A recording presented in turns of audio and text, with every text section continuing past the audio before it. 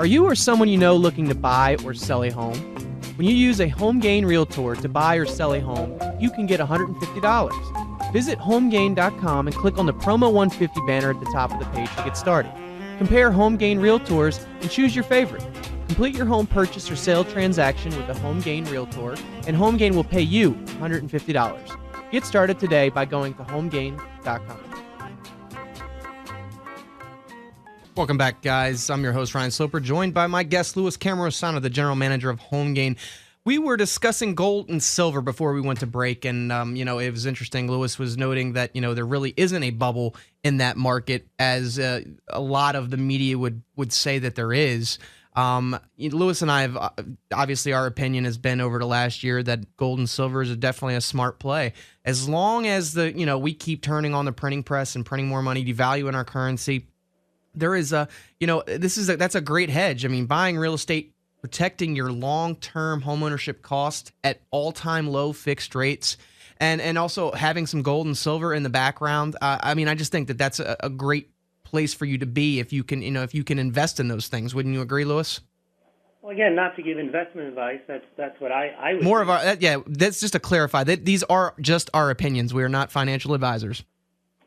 I think that there's also downsides to owning gold and silver. Is if you do own it, you have to have secure storage, insured storage. You have to have a mechanism to sell it. And then there's always the risk that if things got really bad, that, there was a currency crisis, they would slap an excise tax or some type of surtax on people who purchase gold and silver. So there's really, when you come right down to it, owning a home is one of your most secure things, as long as the government respects property rights and you have the deed to it. At least you own your home. And if you don't sell, at least you still have a place to live and you have shelter. And if you got one of those 30-year mortgages, you've got your fixed costs. Yeah, absolutely. 877-245-2030 is the off-air number for any questions or concerns that you guys may have. I think gold's hovering around somewhere around $1,600 right now, and silver somewhere around $29 or $30. Mm-hmm. What do you think?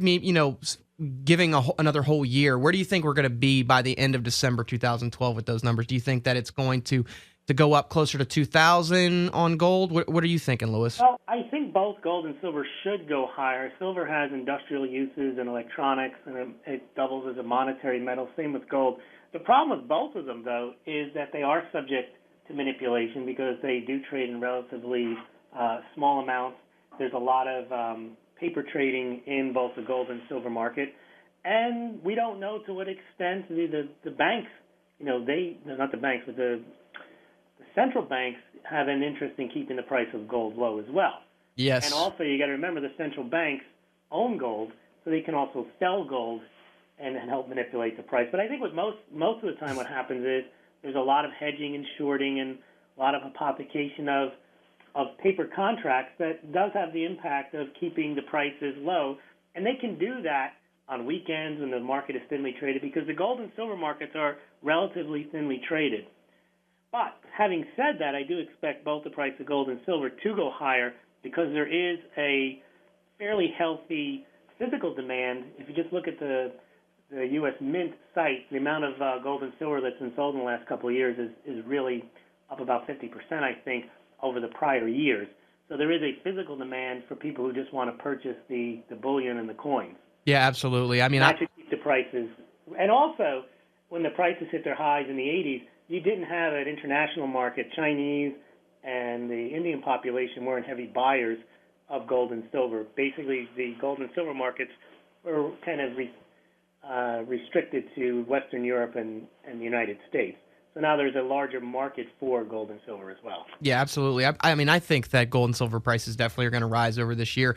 How much, I'm not really sure, because I think that, there's a lot of stuff going on. You said that the central bank can manipulate. They can buy and sell. They have their stake in gold as well. But also with the upcoming elections, Louis, I think that they won't let that number get too out of skew there either, because sometimes that's a sign for what our dollar's doing.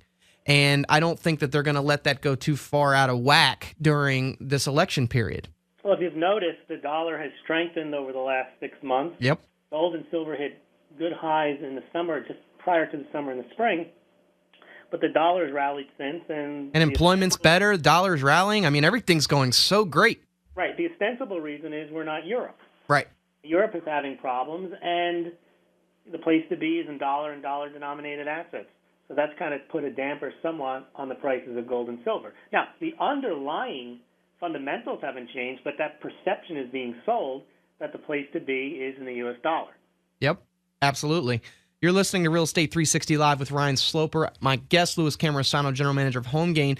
I want to transition from gold and silver. Transition, that actually is a benefit to home buyers because that's what's keeping interest rates low. Yep. If that's where the game is being played, the concerted effort is to keep interest rates low, then take advantage of it and get that 30-year mortgage at low interest rate. I mean, absolutely. I mean, we're talking about, depending upon your qualifications, you're going to get 4% or lower on a fixed rate on your primary residence, depending upon your other income and credit qualifications. But just the word 4%, sub 4% in the threes, in the high threes, I mean, it's fantastic. And for those that are looking to take out a shorter term, potentially maybe a 15-year, and you can get down in the low threes on that, it's incredible. I mean, it's an incredible opportunity for people that, have been on the sidelines. If they haven't already taken advantage of the interest rates, they really need to think about it right now. I mean, you're not going to probably see another time in history that they're going to go this low. Once they start to rise, Louis, you and I both know it's not going to be like this, this real, slow, methodical way up. It's going to happen relatively fast. Rates tend to move very quickly when they're on the way up. That's true. The only thing is just because that's probably inevitable doesn't mean it's imminent. Exactly. I think that, throughout most of 2012, I really don't see interest rates budging off of going anywhere higher than 4.5%. I just don't see it happening. I mean, they won't let it happen. They won't let it happen. I mean, with the amount of foreclosures that it's actually, this is one of the other things that I think the government is in Fannie Mae and Freddie Mac, FHA, they're all manipulating, they're controlling the market right now is because they're trying to let these homes values rise so that they can eventually, when they do foreclose, they're not losing as much money as they were before. And that is like the stall tactic. I think that's actually been what's going on over the last couple of years, is they're just trying to really mitigate in their losses. According to Realty Track, 2012 will bring an estimated 10 million new foreclosures to the market. So that's 2.4 million more than 2011, and it's an astounding 7.1 million more than 2010. And another 16 million estimated homeowners will be underwater. I mean, it's basically estimated at about 1 in 3 homeowners right now. So you look up and down your street, and estimated probably 1 in 3 houses are going to be upside down. Now, that does not bode well for the real estate market. That also is the reason why they won't let interest rates rise higher, because that'll knock the price of the homes down even further. Yeah, and it would completely stymie anything that's going, the good momentum that's going on right now with people actually, seeing that it's a good opportunity to lock in their, long-term homeownership costs with low fixed rates. It would completely throw that all out of whack. This foreclosure market, it really just has me puzzled a little bit because, we know all these foreclosures are out there.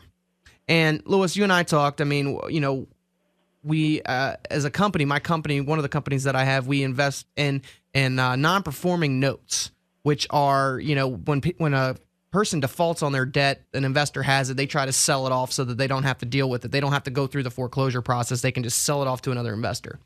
The other day, I came across a note that was sent to me. This is somewhere in Florida. The last time a mortgage payment was made on that property in Florida was December of 2007. Okay? Basically, there hadn't been any, talking to the owners in that house. They've been in that property, never making a payment for the last 5 years. So much so that did you think about that? 5 years rent-free, nothing. I mean, these are the biggest problems. We can't clear the inventory because, the things are being passed around. They have to, banks got to take them back. And a new person, I don't care if it's an investor or not, but a government, they can't have any involvement in this. This needs to be private investors. I know that, the Fed was actually saying that it might be a good idea for Fannie Mae and Freddie Mac to actually step in and rent some of these properties out instead of foreclosing. That's awful. That's an awful idea. That would be a disaster. First of all, they wouldn't know how to do it, and second of all, it would just have a dramatic impact on the existing rental market. It would just not be a good thing. But you know what's interesting about foreclosures, and you and I have been at this game for a while. I've been in real estate for about 15 years. Foreclosures used to be a dirty word, and investors, well, not investors, but individuals would not even look at a foreclosure, and your traditional real estate agent would not want to deal with a foreclosed home either to represent, to represent the seller in it. But now they're so prevalent that they're actually desired. We just did a survey. I'll give you a quick preview of the survey. We did a satisfaction of homeowners survey where we asked homeowners whether they were satisfied with their purchase, and we sliced and diced it by what price they paid for the home, when they bought the home, how old they are, how long they've owned the home, and what type of home they bought, foreclosure, existing home, new home, and so on. And just one of the stats I'll throw out there before we release the survey officially sometime next week is that the people that were most happy with home ownership were those that purchased a foreclosure. Interesting. That I found quite fascinating because I haven't gone through all the comments, but my conjecture is that people like foreclosed homes because of the bargain element. Yes. And they feel like they found something and they got a good price on it. So there is now a market, a healthy market for foreclosures if they hit the market. But I guess they're just worried about releasing too many at a time because that would drive the price down. But maybe that's not true. Maybe if they all hit the market, people will step up and take their pick amongst the many foreclosures. And I agree with the latter there because I definitely think that there's investors right now that would hands down they would chomp on the bit to get as many as they could. And maybe they'll pick 2 or 3, but even as a consumer, just because there's only one on the market, that may not be the one you want, so you don't buy it. But if there 5 hit the market, that may not drive the price down. That just may give people the incentive to buy one of them. Right. They'll find one that they like. Yeah, absolutely. You're right. When we come back, we're going to jump into are short sales going to be, predominantly the main type of sale that's going to take place in 2012 when we come back? Stay right there.